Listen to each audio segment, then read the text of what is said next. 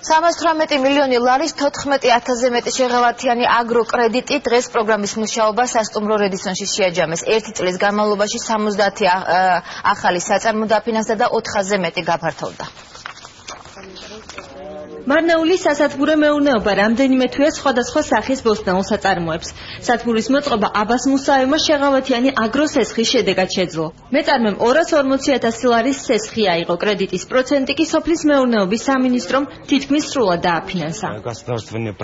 სახელმწიფო პროგრამის სარგებლობა 1 წლის წინ დავიწყეთ. პროგრამა მნიშვნელოვნად დაგვეხმარა სათბურის მოწყობისთვის. წარმოება შესანიშნავად მიმდინარეობს და წელიწადში 400 ტონამდე ბოსტნეულის მიღებას ვარაუდობთ.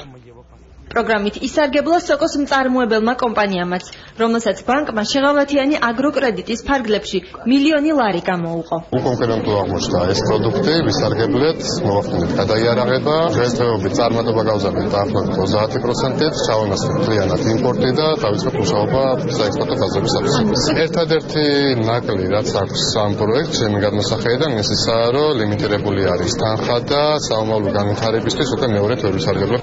შეღავათიანი აგროკრედიტის პროგრამა 1 წლის წინ დაიწყო.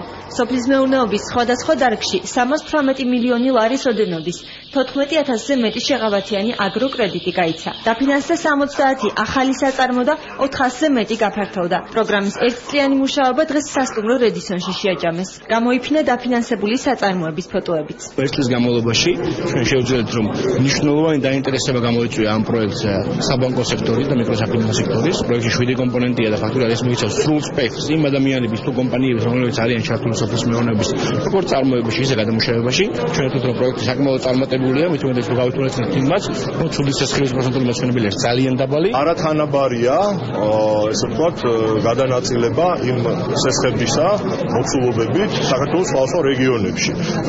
გაცილებით მაღალი აქტივობით გამოირჩევა კახეთი და ქართლის რეგიონი, შედარებით დაბალი აქტივობით გამოირჩევა დასავლეთ საქართველოს და მთიანი რეგიონები.